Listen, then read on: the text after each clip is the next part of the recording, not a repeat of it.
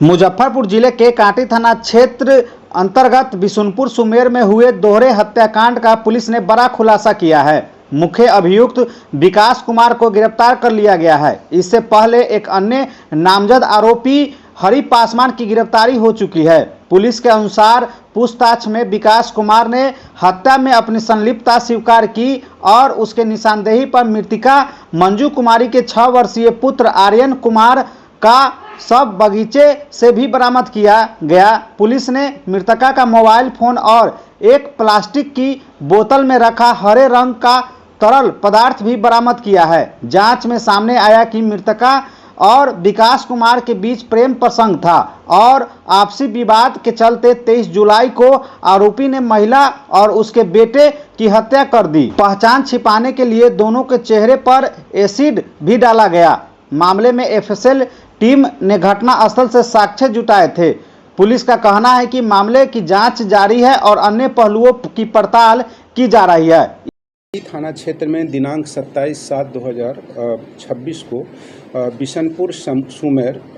स्थित बगीचा के पास एक घनी झाड़ी है। वहां पर एक अज्ञात महिला का सरे गले अवस्था में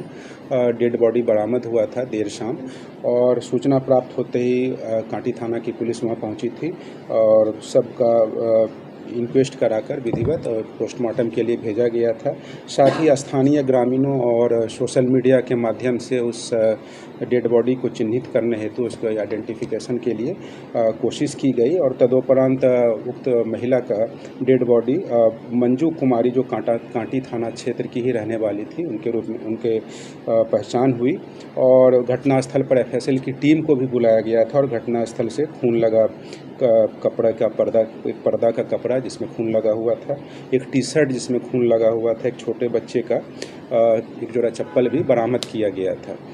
इस संदर्भ में कांटी थाना 481/26 दर्ज किया गया था, जो मृतका के पिता के द्वारा दिए गए आवेदन के आधार पर दर्ज था, जिसमें कि उनके आवेदक के द्वारा 5 नामजद अभियुक्तों पर अपनी पुत्री मंजू देवी की हत्या कर देने और 6 वर्षीय उनका जो बेटा था यानी उनके आवेदक के नाती उनको भी गायब कर देने का उसमें आरोप लगाया गया था। कांड की संवेदनशीलता को देखते हुए सीनियर एसपी सर मुजफ्फरपुर के द्वारा टीम गठित की गई थी और इसमें इसका खुद मेरे द्वारा भी अनुश्रवण किया जा रहा था और एसएचओ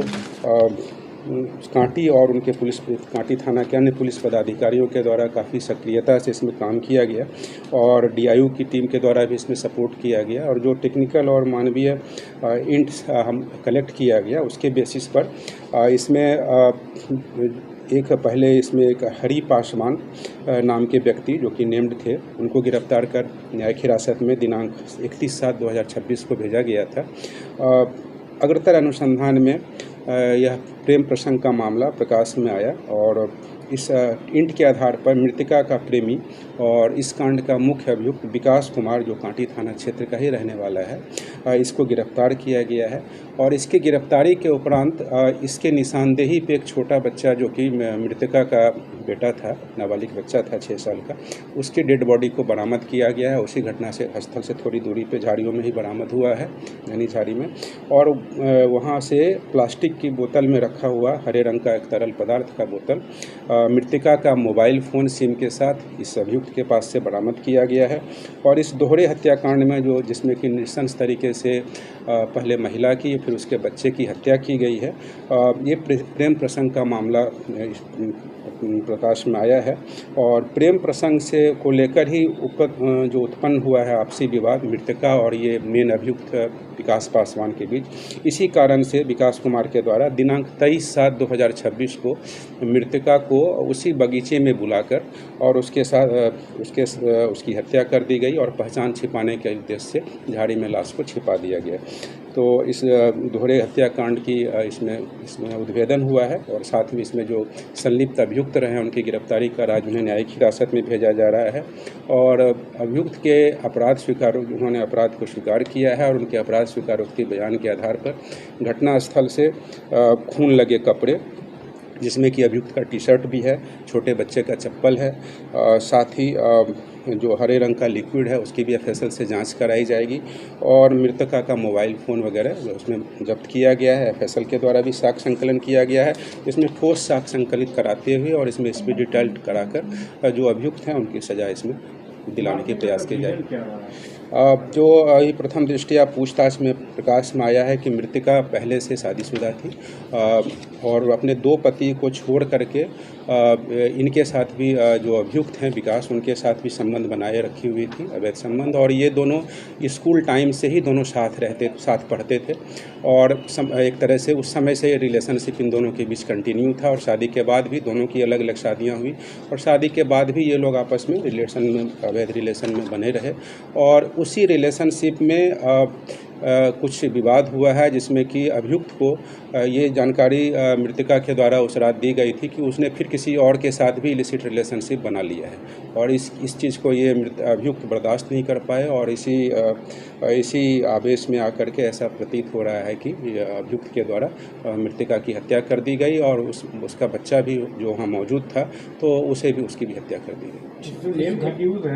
क्या उन लोग का भी इन्वॉल्वमेंट है केस में? ये जो मृतका के जो पिता हैं वो आवेदक हैं, वादी हैं इस केस के, कॉम्प्लेनेंट हैं और उनके द्वारा पहले ही शक जाहिर की गई थी और अपने बेटी के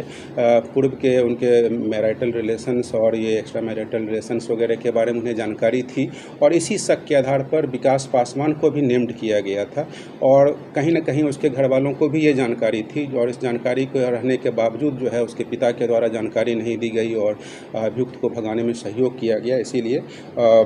उनके पिता की भी गिरफ्तारी पहले सुनिश्चित की गई है। तो घटना में जो संलिप्त हैं उनको चिन्हित किया गया है, 5-6 लोगों को नेम्ड किया गया है लेकिन जिनकी संलिप्तता आई है उनके विरुद्ध साक्ष्य संकलन करते हुए और उन्हें न्यायिक हिरासत में भेजा गया। इन्होंने अकेले ही इस वारदात को अंजाम दिया या इनके साथ कोई और? घटना में अभी तक जो तथ्य प्रकाश में आया है कि अकेले ही ये बुलाए थे और वहाँ पर विवाद होने के बाद इस तरह घटना को अंजाम दिया। अभियुक्त का और भी किसी महिला से संबंध है?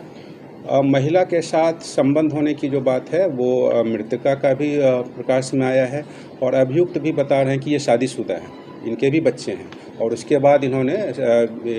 इस महिला के साथ पूर्व से रिलेशनशिप अपना रखा था कंटिन्यू। और सब्सक्राइब करें हमारा चैनल प्रकाश न्यूज़ लाइव और दबाए बेल आइकन हमारे खबर सबसे पहले देखने के लिए।